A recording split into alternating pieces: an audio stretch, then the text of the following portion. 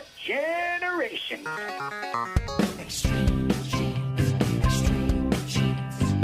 Dates in the Bible don't quite match the marriage certificate.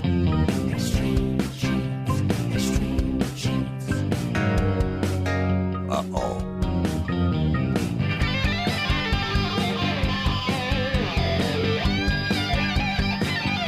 And welcome back to another spine-tingling edition of Extreme Genes, America's Family History Show. I am Fisher, your radio root sleuth, on the program where we shake your family tree and watch the nuts fall out. And this segment is brought to you by rootsmagic.com. And this week on the show, got a couple of great guests. First, Paul Woodbury is going to be on from legacytree.com. He is the DNA specialist for them. And, of course, he had a lot of questions come his way at Roots Tech. And he's going to share some of those questions and answers that you're going to want to hear commonly asked about DNA, coming up in about 8 minutes. Then later in the show, Randy Seaver is here, one of the great bloggers in the industry. He's in the middle of something called a genealogy go-over. What is it? How does it work? Why is he doing it? You're going to find out a little bit later on in the show. Hey, just a reminder, by the way, if you haven't yet signed up for our weekly Genie newsletter, you can do that at extremegenes.com. We'd love to have you there. It's free, and we share all kinds of genealogical gold with you every week. We'd love to have you as part of our growing community. Right now, let's check in with David Allen Lambert, the chief genealogist of the New England Historic Genealogical Society and AmericanAncestors.org, with our family histoire news for this week. Hello, David. How are you? Well, let's see. I've just flown back in from Texas, and I'm about in 2 weeks to go to Denver. So I guess I can't be on the East Coast for very long before I have to fly someplace else. So delighted to check in with you. You keep traveling like this, David, you're going to lose your accent. That might be a problem for a Colorado man. Maybe I'll see him when I'm in Colorado. Alan Evans has an interesting genealogical claim to the throne of England. Oh, yes, I know who you're talking about. This guy says he's going to succeed Queen Elizabeth, but out of great respect for her, he's going to wait until she passes before taking over the kingdom. Yes, he descends for the right of primogeniture from the 5th century Welsh king Cuneda Welig, who, if you're a Lord of the Rings fan, he founded the Kingdom of Wales. Before that, it was known as the Kingdom of Gondor. Gondor, of course, yes. Yes. So I think that if he is a descendant from this person, there must be literally thousands of others. So maybe he'll be monarch for a minute, and the new monarchy of England will pass every minute to a new descendant. What a nice way of sharing the throne. Well, I want you to know, and in all seriousness, I reached out to this guy to try to get him on the show, and it didn't go very well. It was kind of like, this is a very legal matter. I can't talk to you about that. Can't talk to you about it. So it's just, okay. And he didn't sound English at all. For a guy who wants to be, England's king, he did not speak the king's English, if you know what I'm saying. So if you're a descendant from this king of Gondor, please let us know at Extreme Genes. We'd like to find out if you have a right to the throne, too. Right. Exactly. Okay. Okay. Digging into a little bit of history in Philadelphia, a construction crew in Philadelphia actually has found nearly 60 coffins that were supposedly moved in the 19th century that were forgotten. Yeah, these date back to like the 18th century, right? I mean, these are well-made coffins. They are, and it's a Quaker cemetery, if I read correctly. And now they're obviously going into all of the archaeological work, and hopefully after some investigation, they'll be reinterred and they will rest in peace finally. Yes. Digging on the other side of the country, in San Francisco, California, as we've talked before about New York City, a lot of times backfill was used by old ships. And of course, in San Francisco, you have the gold rush of the 1840s and 50s, where people had come out to the west. These ships never returned to their home ports, were purchased as fill, and there's at least dozens of them in the city streets under San Francisco. And on a link that I will send for Extreme Genes listeners, you can find a map to where you might be standing over a vessel. Wow, that is very cool. The interesting thing is that you might be standing over the vessel that brought your ancestor to San Francisco. It's still in port. Wow, yes, still in port. Well, I'll tell you, springtime is fast approaching, and never know it in New England. But if you got engaged recently or planning on getting engaged, do you know that during the Great Depression, the De Beers family held the rights of most of the diamonds in the world? So if you have an engagement ring that belonged to your family, during the Great Depression, it may not even have a diamond in it. That's true, because before the 30s, diamond engagement rings weren't necessarily a big thing. That's true. And so if you have the engagement ring of, say, a grandparent or a parent, take a look at it. Maybe a diamond was added after the fact, or they got a new and improved ring. I know when I got engaged, I was 18 and 19 with my spouse, and, well, I went to Bradley's and bought a $75 amethyst with diamond chips. So I can kind of relate. Well, the whole thing about this is this diamond company, during the Depression, they started a marketing campaign to make engagement rings diamond. Anything less than that wasn't good enough for her, and it's been like that now for some 80 years. This week's Blogger Spotlight is olivetreegenealogy.blogspot.com, and this is Lorine McGinnis Schulze blog. On her blog on March 3rd, she talks about an app called With Me. It's being developed by a South Korean who allows individuals to create avatars of deceased relatives, then take selfies with the avatar, and then have conversations with them through avatar via video. Wow, that sounds a little creepy. It really does, but I suppose if it's part of the mourning process, it might be a way to give some closure. But I mean, if you're digging up pictures from ancestors who you don't know what they really look like, right? They don't know what they sound like, or their personalities, having video chats with somebody from before the Revolutionary War might be a little strange. Yeah.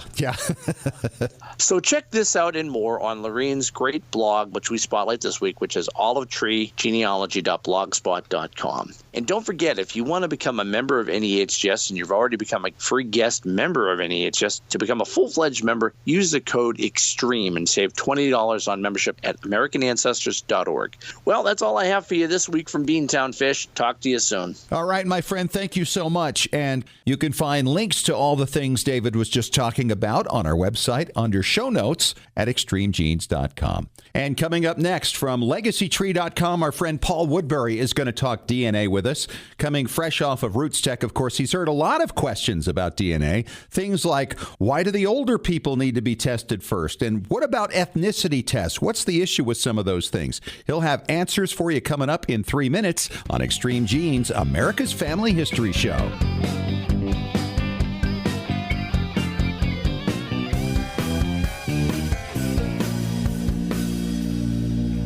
Did you know that Family Search Family Tree is available through a powerful new mobile app experience? That's right. Now you can view, edit, and even add information to ancestors in your family tree whenever and wherever you are. You no longer need to wait to get home or make a date with your computer to view or update your family tree. You can add details to your tree when visiting with family or when capturing details from a trip to the cemetery. You can share new family history discoveries from classroom settings. You can even make the most of your time when waiting for doctor appointments or car repairs. Get started today by downloading the free Family Search Family Tree app to your Apple or Android device. Visit familysearch.org/tree app to get the Family Tree app for free. Exploring and expanding your family tree has never been more convenient. Visit familysearch.org/tree app to download the Family Search Family Tree mobile app today. Legacy Tree Genealogists is a proud sponsor of Extreme Genes. Based in Salt Lake City, Utah, near the world's largest family history library, we've been working with genealogists all over the globe since 2004 to track down records, find your ancestors, and the stories that bring your legacy to life. We also analyze DNA test results, help you join lineage societies, and find missing cousins or heirs to property. Legacy Tree is the recommended research partner of MyHeritage.com and is the world's highest client-rated genealogy firm. Call us toll-free at 1-800-818-1476. Call now or register online to get a free estimate. Learn from our free genealogy tips on our blog at legacytree.com/blog. Even experienced researchers can benefit from our proven and experienced staff of specialists who can bring new approaches to old problems. Legacy Tree Genealogists. We do the research. You enjoy the discoveries. legacytree.com.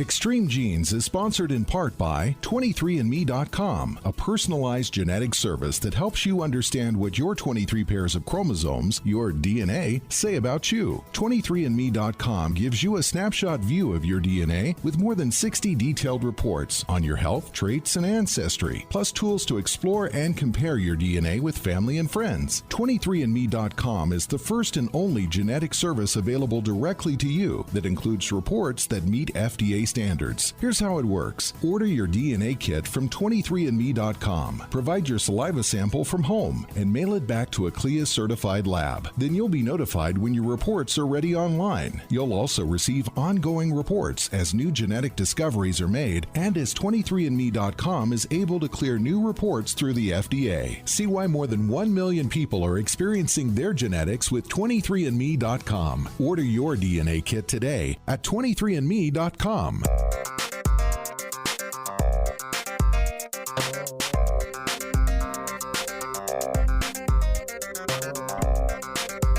And welcome back to America's Family History Show, Extreme Genes and extremegenes.com. It is Fisher here, your radio root sleuth. And this segment is brought to you by LegacyTree.com. And my good friend Paul Woodbury is on the phone from LegacyTree.com. And Paul, it was great to see you at Roots Tech. A lot of questions coming up about DNA, and I thought we'd kind of jump right into that. You were hearing a lot of them, weren't you? Yes, we were. We had a lot of questions at Roots Tech, and actually, one of the things that we try to do at the conferences that we attend is our live DNA Q&A, where we host a live stream session on our Facebook page and answer questions about DNA. And this time we got a huge amount of questions, way more than we could even possibly get to. So some of the most common categories of DNA questions that we got were about ethnicity. You know, I have stories about Native American ancestry and it doesn't show up in my ethnicity. Why is that? Right. Or I should have 25% Scandinavian and I only have 20%. What's happening there? How reliable are they? So lots of questions about ethnicity. And then we also got lots of questions about who should I test in order to explore different DNA research questions. Sure. Let's start with the ethnicity question because that does come up an awful lot. And maybe you can set me straight a little bit because I'm asked this question an awful lot about why I'm not seeing 25% Italian when my grandfather was full-blooded Italian. Is this because basically when you look at ethnicity tests really don't know the borders, right? They don't know which countries are supposed to be where, right? Exactly. And really, with ethnicity, there are lots of considerations that you have to keep in mind. With the ethnicity estimates, they're exactly that. They are estimates based off of your DNA, where this DNA is coming from. Now, things can get really complicated when we try to draw boundaries of where DNA has been historically. What makes DNA unique in specific situations is when it's isolated for a long time. So if you have ancestors from an island population like the Azores, it's going to be really, really obvious that your ancestors came from the Azores because it's been isolated for a long time. It has had a lot of time to generate lots of unique mutations that make it easy to detect that that's where it's coming from. Mm-hmm. However, when you have populations moving back and forth and there's gene flow between those populations, it actually results in decreased genetic diversity, which makes it really hard to tell what is British versus what is Irish versus what is Scandinavian versus what is French or German. And that, of course, is because Great Britain has had a lot of movement, right? With the Vikings coming in, how many years ago? 1,500 years ago now. Exactly, and particularly with the Vikings, you get lots of Scandinavian influence all over Western Europe. Ireland, the Normans were the Northmen or were Vikings. And so you get lots of influence from the Vikings all throughout Western Europe. And so it's really hard to delineate those boundaries. My favorite example is what is French. Yeah. You know, if you look at the individuals living in Brittany, they're much more closely related to individuals in the British Isles. If you look at individuals in Alsace-Lorraine, they're going to be really closely related to Germans. If you look at the individuals in the Basque Country and southern France, they're going to have a lot more Iberian DNA. And so it just goes to show that even depending where you are within modern-day boundaries of France, those boundaries aren't necessarily reflective of the genetic reality of those populations. So do you think we're going to see a time, basically, where we're going to be able to say your genes were at this place at this time and kind of track that movement? I think so. And at Roots Tech this year, there were several companies that were beginning to explore those. So there's exciting things on the forefront of ethnicity estimation and exploring where your ancestors were at specific times in history. However, I said this on our DNA Q&A, and I will repeat it here. I think that ethnicity estimates and ethnicity analysis are the ugly stepsisters of DNA.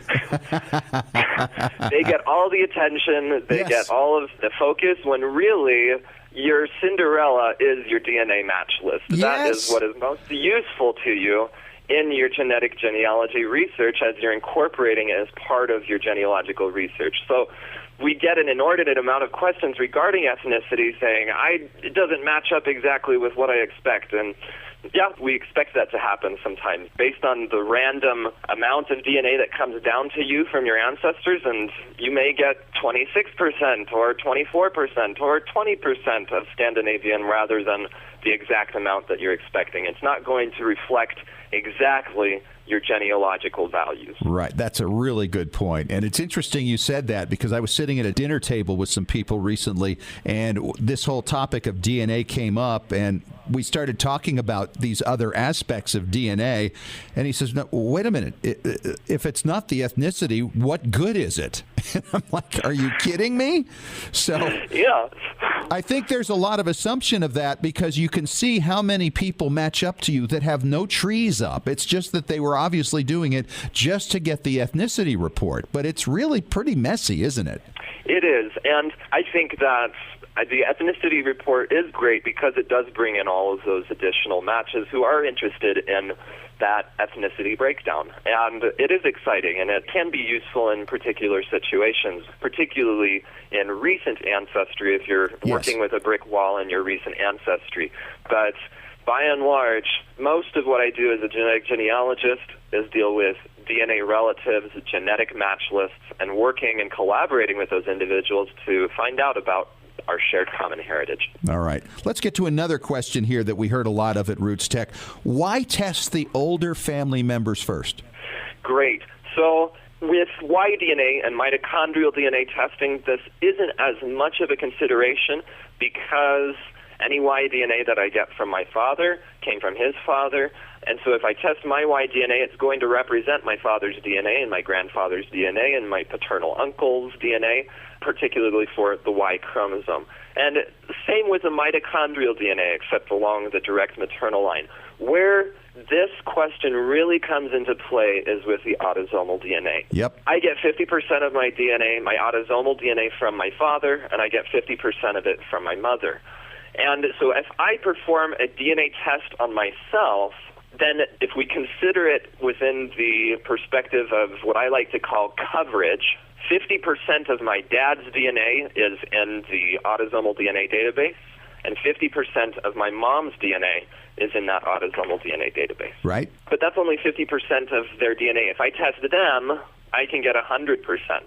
If I test my grandmother, I can get 100% of her DNA in that database to make connections with individuals across the database and to really preserve that DNA and have that as a resource for the future, even if she passes away in the future. And that is something that I did. People are sometimes surprised because I have been involved in genetic genealogy for quite a while, but I actually didn't perform DNA testing for myself until just 2 or 3 years ago.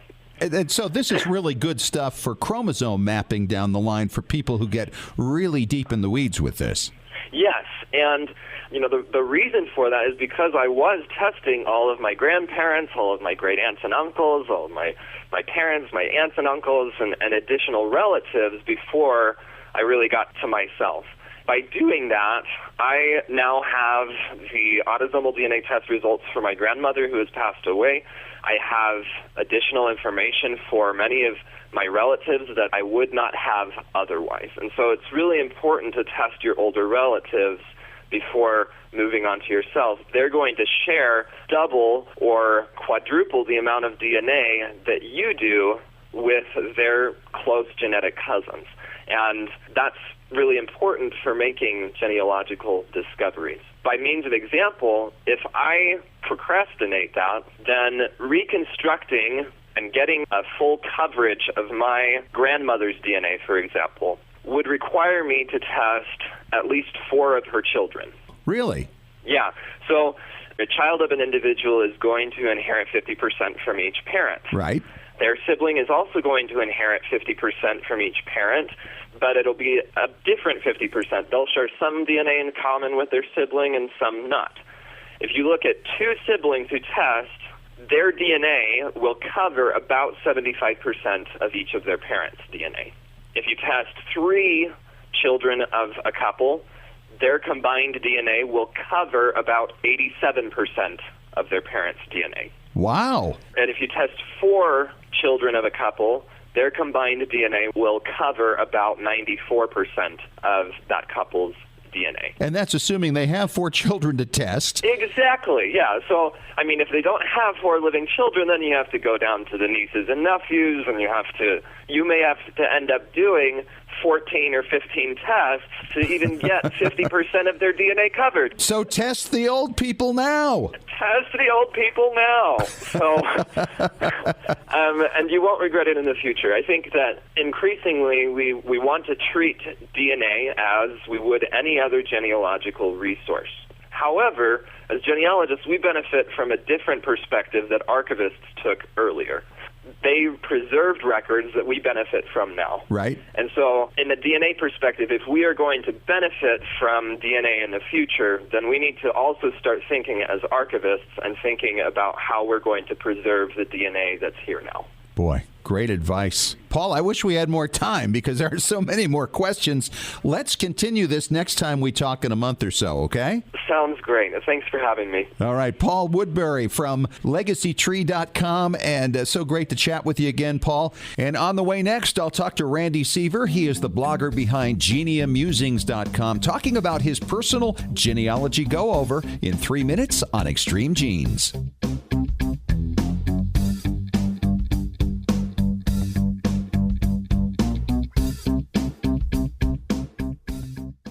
Scientific studies have proven that youth who know even a little bit about their family history perform better academically and have a greater sense of personal confidence and stability. Genealogy is its own incredible superpower that arms our children with super strength. But how do you get your child or grandchild interested in studying their family history? That kind of stuff is just for grandmas, right? Not anymore. ZapTheGrandmaGap.com leaps the generation gap in a single bound. Author Janet Havorka provides you with useful and timely advice on helping the young people in your life become engaged in their own family history. Janet has an entire collection of books to inspire the young and the young at heart in fun, interactive ways. She also offers creative tips and advice on her blog and in her free weekly newsletter. Stop by ZapTheGrandmaGap.com today to sign up for Janet's free email newsletter with 52 weeks of easy tips, free downloads, and order your set of resource books and workbooks. Looking for an easy way to show off your family history and share it with your family? Family Chartmasters offers beautiful custom pedigree art pieces and inexpensive family reunion draft charts in any design or size that fits your needs. With a free consultation at FamilyChartmasters.com, you can get started creating a new family masterpiece. Family Chartmasters has over 11 years of experience in creating and printing family charts. They can print any style of genealogy chart from any genealogy file and can create exactly what you're looking for. You'll work with a specialized and talented consultant whose goal is to make you happy. Decorative charts make fantastic gifts for all occasions. And with Family Chartmasters' option of ordering duplicate charts at half price along with your original purchase at full price, you can afford to give a family heirloom to each member of your family. Contact Family Chartmasters today at FamilyChartmasters.com for your free consultation. Family Chartmasters will give the greatest care to your family history.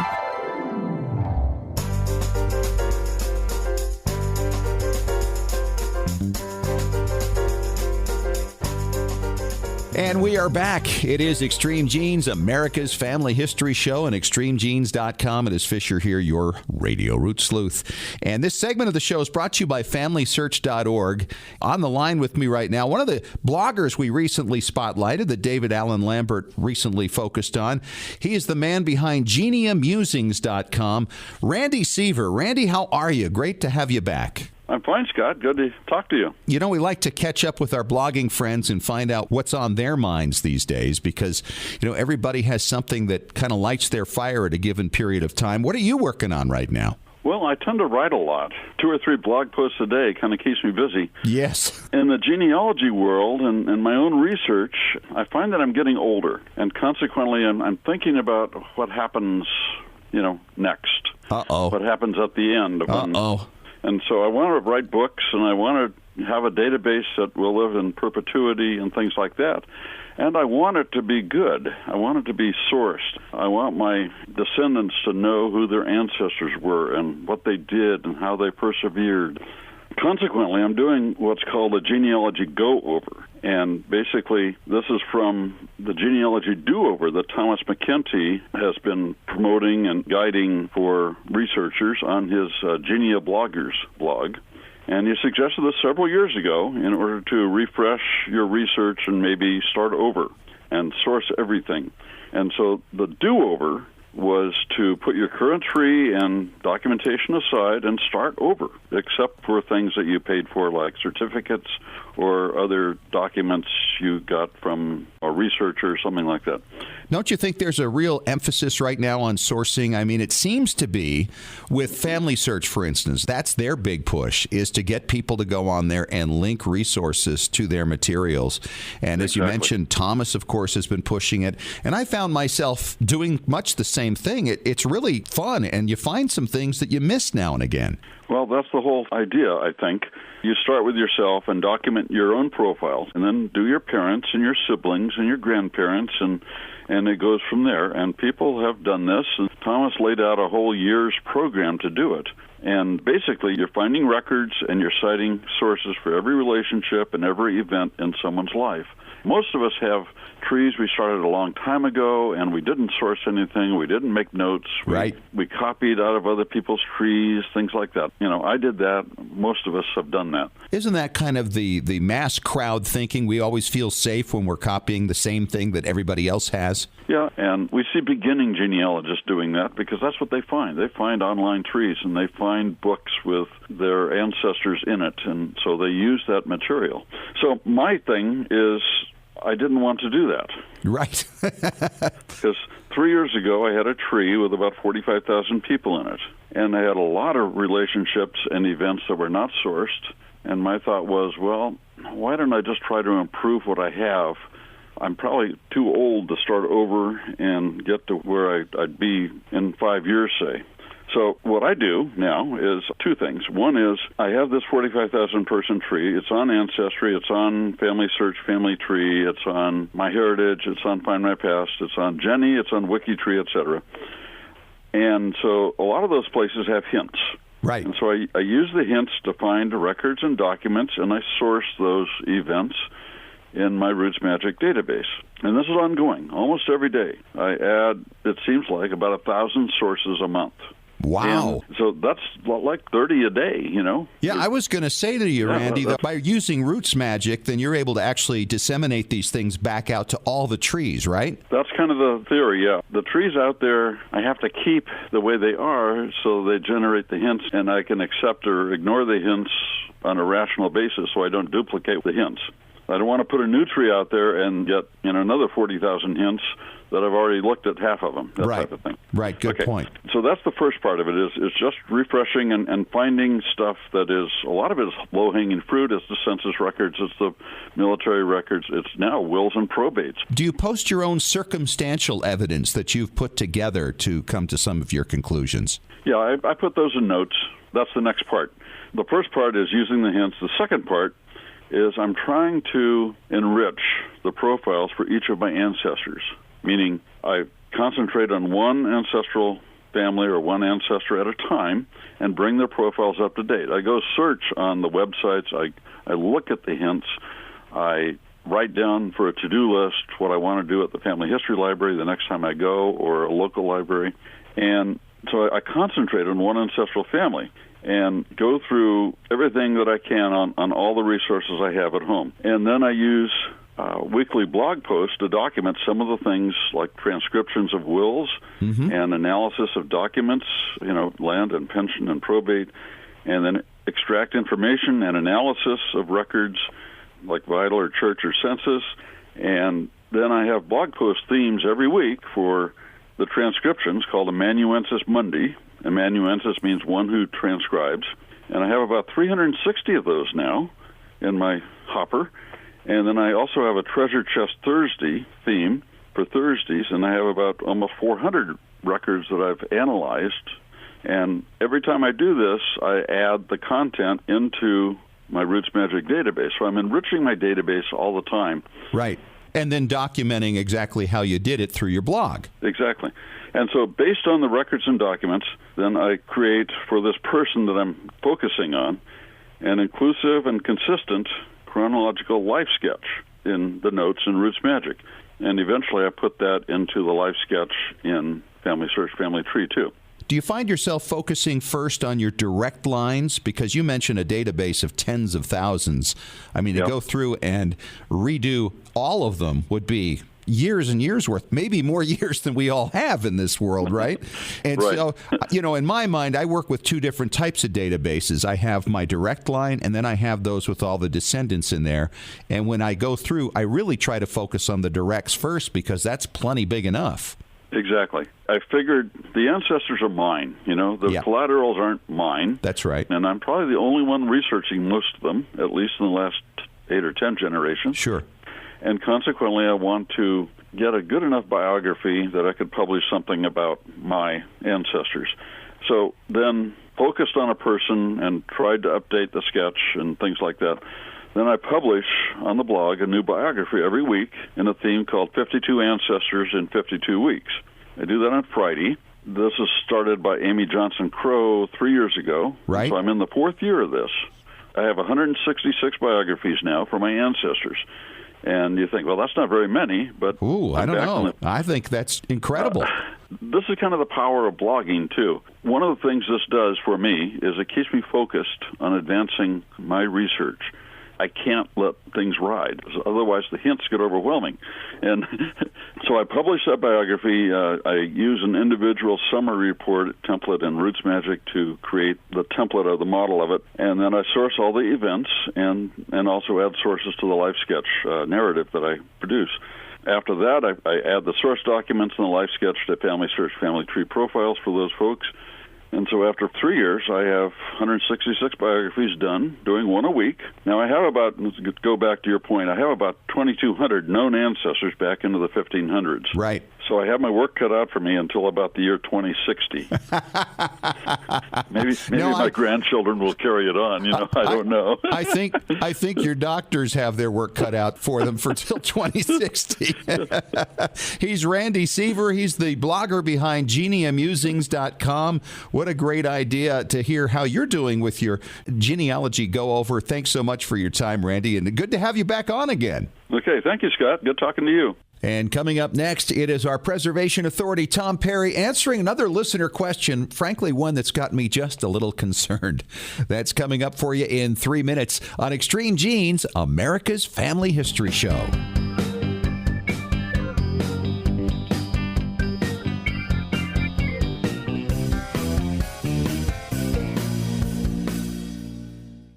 Everybody needs a place of their own to plant their family tree, preferably one that no one else can mess with and only you can control. That perfect place is Roots Magic. Roots Magic has been a family history standard for years, and now Roots Magic 7 is on the market. It's an award-winning genealogical software program which makes researching, organizing, and sharing your family history easy. You can start from scratch or import data from other software or even Family Search. Roots Magic also automatically finds records relating to your ancestors from MyHeritage, Family Search, and soon Ancestry and Find My Past. You can use it to create beautiful charts, reports, and books. And have you ever thought about making your own family history website? Roots Magic can make that happen too. And of course, there are free videos, guides, and technical support to help you along. Isn't it about time you planted your family tree? Whether you're a beginning genie or experienced professional, Roots Magic is the perfect tool for you. Extreme Genes is sponsored in part by 23andme.com, a personalized genetic service that helps you understand what your 23 pairs of chromosomes, your DNA, say about you. 23andme.com gives you a snapshot view of your DNA with more than 60 detailed reports on your health, traits, and ancestry, plus tools to explore and compare your DNA with family and friends. 23andme.com is the first and only genetic service available directly to you that includes reports that meet FDA standards. Here's how it works. Order your DNA kit from 23andme.com. Provide your saliva sample from home and mail it back to a CLIA-certified lab. Then you'll be notified when your reports are ready online. You'll also receive ongoing reports as new genetic discoveries are made and as 23andme.com is able to clear new reports through the FDA. See why more than 1 million people are experiencing their genetics with 23andme.com. Order your DNA kit today at 23andme.com. Well, genies, my personal family history researcher who sends me new information day and night has sent me some incredible new records and newspaper stories lately. Hi, it's Fisher, and the name of that researcher, by the way, is myheritage.com. It's the hardest working service in genealogy, looking for records of your family 24 hours a day, 7 days a week. Yes, even while you're sleeping. How does it work? MyHeritage uses hundreds of algorithms to match your ancestors to over 5 billion records from around the world, and with 97% accuracy. That means no more wasting time figuring out whether or not a match really is a match. I hear from listeners all the time who are shocked with how much information is accurately found and then passed along. And now MyHeritage will translate your ancestors' names into English or any other language you like from foreign records. In fact, it works with over 40 languages. No one else does this. Whether you're a beginner or seasoned researcher, you need myheritage.com.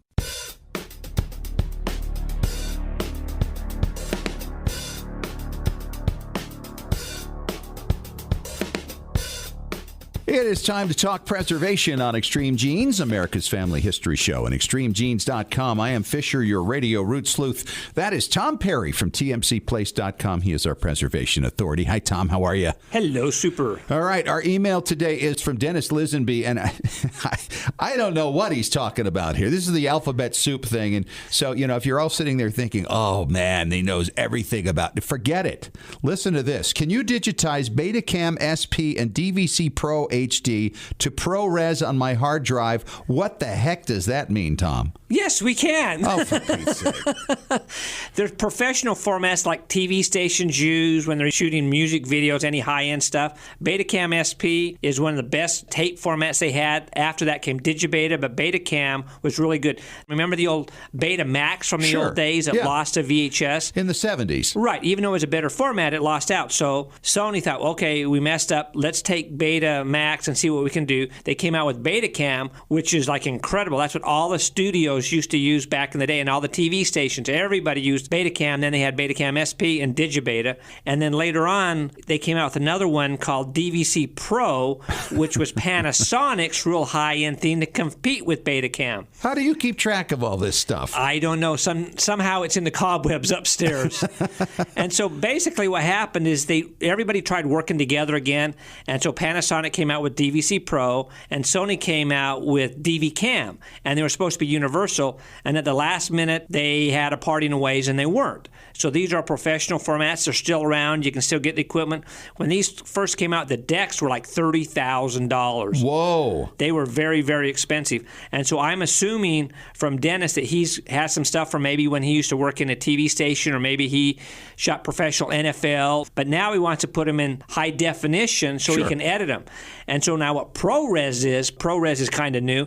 It's what Apple developed for Final Cuts Pro. It's the absolute best way to preserve something without compressing it. Like when you go into MP4s or AVIs or MOVs, they compress them. So ProRes is totally uncompressed, so it's absolutely awesome. And we do this a lot with film. When we're scanning film for people, if they're making a documentary, like we just did something for somebody a couple weeks ago that they're making a Elizabeth Smart documentary. And so what we had to do is we had to do that in a higher format so that they could edit it and do the right things with it. The drawback to ProRes, if you want to call it a drawback, it can only be used with Final Cuts Pro, which is an Apple product. So your Windows, it won't do you any good. You won't be able to get to this high of quality. You've got to get a Mac, and this is a good reason to go buy a Mac. Okay. Is this something that people will use for genealogy generally? Oh, absolutely.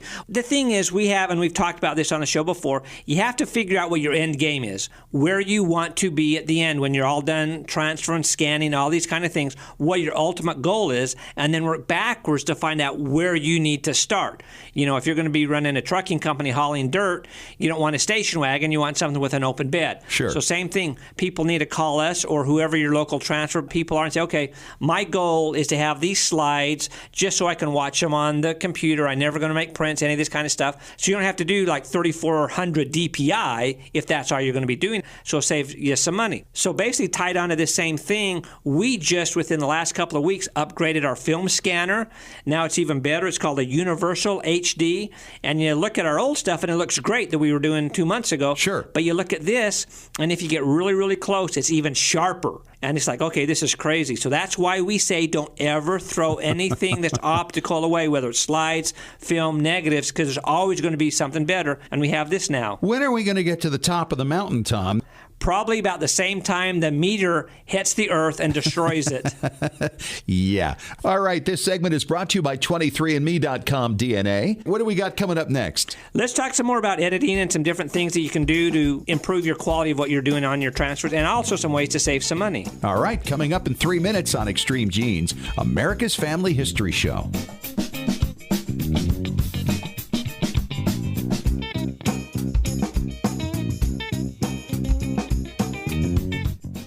Looking for an easy way to show off your family history and share it with your family? Family Chart Masters offers beautiful custom pedigree art pieces and inexpensive family reunion draft charts in any design or size that fits your needs. With a free consultation at FamilyChartMasters.com, you can get started creating a new family masterpiece. Family Chart Masters has over 11 years of experience in creating and printing family charts. They can print any style of genealogy chart from any genealogy file and can create exactly what you're looking for. You'll work with a specialized and talented consultant whose goal is to make you happy. Decorative charts make fantastic gifts for all occasions. And with Family Chart Masters' option of ordering duplicate charts at half price along with your original purchase at full price, you can afford to give a family heirloom to each member of your family. Contact Family Chart Masters today at FamilyChartMasters.com for your free consultation. Family Chart Masters will give the greatest care to your family history. When was the last time you heard your grandmother's voice or saw your family enjoying life back in the 1950s or 60s? If the reason is you haven't known what to do with your old recordings, videos, and films, here's your answer. The Multimedia Center in Salt Lake City. We brought in a video project to the Multimedia Center, and overnight they duplicated it to DVD so we could meet our deadline. The Multimedia Center, 2870 East, 3300 South, Salt Lake City. Open Monday through Friday, 10 to 6. Call 801-483-1717 or go to transferduplication.com. Genies, it's Fisher with exciting news. The Weekly Genie, the official newsletter of Extreme Genes, is here. It's your Monday morning briefing on what's happening in the world of genealogy and family history and on Extreme Genes. Get all the details of jaw-dropping stories of discovery and keep up with the latest techniques in family history research. Get to know more about your favorite Extreme Genes personalities, and it's free. Sign up for the Weekly Genie now at extremegenes.com or the Extreme Genes Facebook page. And when you do, you'll receive David Allen Lambert's top 10 tips for beginning genealogists from the chief genealogist of the New England Historic Genealogical Society. Sign up today for the Weekly Genie.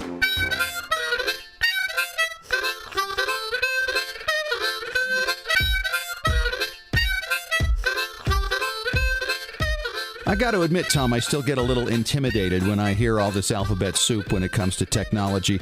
It is Fisher here, the Radio Root Sleuth on Extreme Genes, America's Family History Show, and ExtremeGenes.com. We're talking preservation with Tom Perry, and this email we got from Dennis is about things I've never heard of, and that frightens me. No problem. That's why I'm across the table from you. Yes, exactly. All right. Most people don't need things to this level, obviously, which is why most of us have never heard of some of these things. You know, the DVC Pro HD, Betacam SP. Exactly. This is professional stuff. So let's talk a little about what people generally need and the best way to go about it and the best way to save money.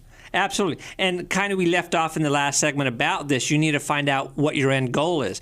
And I tell people, don't say, I can't afford this right now, I'm going to put it off. If you can't afford the deluxe program, do something basic to at least get it stopped from your needing more color correction, because they fade. You know, they fade day to day to day. So what you need to do is when you're calling your transfer place, whether it's us or anybody else out there, we always tell you what questions to ask. Make sure they're scanning your film. If they say they're scanning, say, oh, I want JPEGs with all my frames as well. And if they say, oh, that's not an option, then walk away because they're not really scanning. Okay, but his email had to do with videos, right? Right. But that could also cover film. Exactly. Anything is going to deteriorate. And so with film, like we were talking about, this new Universal HD we have, which is sharper than the old. I mean, the old is incredible, and this is even more incredible. But sometimes people say, I just want to get something really inexpensive. I can't afford the high definition stuff. Your high definition, which is 1080p by 16 by 9, if you ever look for a new TV, you know what those numbers mean. And it's great. It's more than what anybody out there needs. And it generally runs, if the people are being legit and really doing that, it runs about 22 cents a foot. That's what we would charge. Most good people around you are going to charge. And that's video and film? No, that's film only. Film only, all right. Film is charged by the foot, where video is usually charged by the minute or the hour. Okay. So with this, if you say, hey, that's great, I've got 10,000 feet or 1,000 feet or 500 feet, and I'd really love to do it, but there's no way in the world I can afford it right now. Well, we have another option, as most of the other people out there do too. It's still scanned, it's still high definition, but instead of being 1080p 16 by 9, it's 960 by 720, which is what the old widescreen TVs were. It still looks great. So this is like the old formatting, and we see, like we watch some TV shows once in a while, and they say this has been reformatted so it'll fit your television. This is kind of the original dimensions? It's just that if you get real close to the image, so to speak, and if you could actually see the dots like you can in a newspaper photograph, there's going to be more dots in the 1080p 60 by 9 than there is in the 960 by 720. So if you go into like a store that sells televisions, they're going to have a whole bunch of televisions up there, and they're usually all playing the same video feed. Right. So you can go to some that say 1080p by 16 by 9, and other ones are going to say 960 by 720, so you can physically see the difference. And if you look at that and say, hey, I really do like the 1080p, however, the 960 is okay, and we can do that now. So then you're only looking about 14 cents a foot. Wow. So it's quite a bit cheaper, especially if you have a ton. At least, yeah. So that's the way to go. So talk to your people. Make sure you ask the right questions. It's still scanned. It's still frame by frame. It just doesn't have the resolution that the 1080p has. So if it's like, hey, I can afford to do the 14 cents a foot right now. I'd love to do the 22, but I can't. Then do it. Get it done. Get it stopped from fading and get it all transferred, because maybe your kids one day, they'll have more money and they'll want to go and do it the other way. And then you can go into color correction and get DaVinci, which we've talked about before, which is a great program that's free. And with those programs, you can edit on either Windows or Mac. And then let us know whether you want AVIs, if you want MOVs, if you want MP4s. All right. Ask Tom at tmcplace.com.